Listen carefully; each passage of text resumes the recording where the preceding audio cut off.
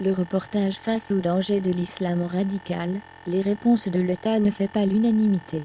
Déjà auprès des musulmans ayant témoigné, comme l'étudiante en droit Lilia Bouziane mais pas que.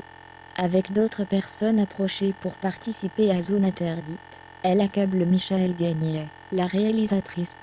Face aux dangers de l'islam radical, les réponses de l'État. C'est le titre du reportage de Zone Interdite diffusé dimanche 23 janvier 2022 sur M6, et qui a fait grand bruit.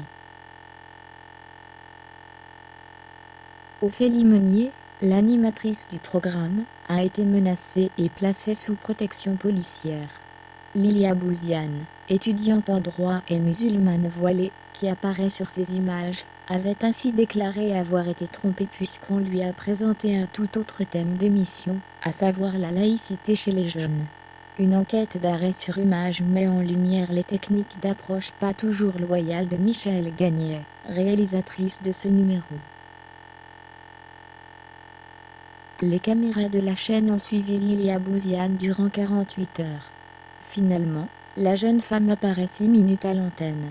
Des passages choisis, comme ceux où la réalisatrice lui pose des questions très orientées. Elle me disait, en Angleterre, le communautarisme c'est une richesse, c'est beau, tu n'es pas d'accord avec moi, se souvient l'étudiante lyonnaise.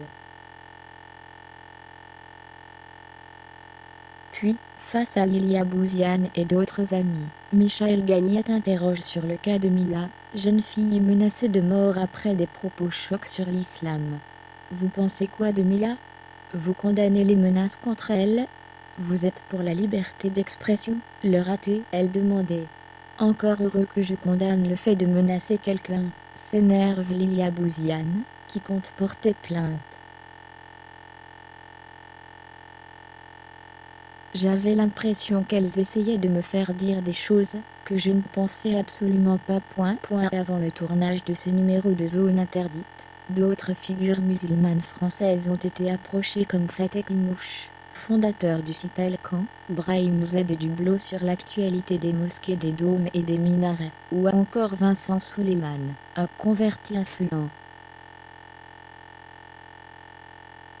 Salam alaikum, mal orthographié, en France, on se fait clairement un délire sur l'islam, le salafisme et les personnes rigoristes. Donner la parole aux musulmans de France sur le vivre ensemble, la laïcité, la place de la religion, mais aussi les discriminations, les formules de politesse et autres phrases rassurantes, sont les mêmes dans ces mailles carrées sur image des voiles.